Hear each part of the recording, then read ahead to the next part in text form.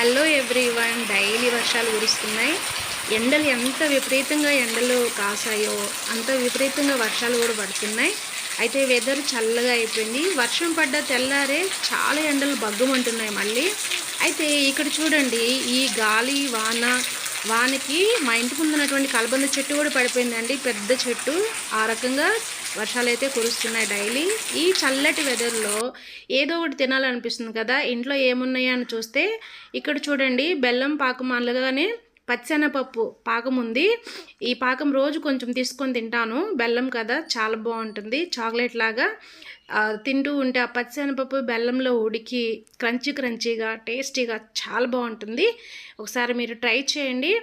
ఇంకా చూడండి, మధ్యాహ్నం లంచ్లోకి పెరుగు తగినంత తీసుకొని కప్పు పెరుగులో ఒక 5 టేబుల్ స్పూన్ ఓట్స్ వేసాను. కొంచెం వాటర్ వేసి కలిపి పక్కన పెట్టాను. మధ్యాహ్నం లంచ్ అయితే నాకు రెడీ అయిపోయిందండి.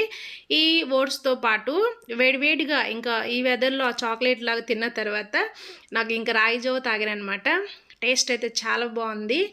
కొంచెం బెల్లం వేసి లైట్గా సాల్ట్ వేసి కాయండి. చాలా చాలా టేస్టీగా ఉంటుంది. నా వీడియో నచ్చితే కనుక లైక్ చేయండి, సపోర్ట్ చేయండి, సబ్స్క్రైబ్ చేయండి.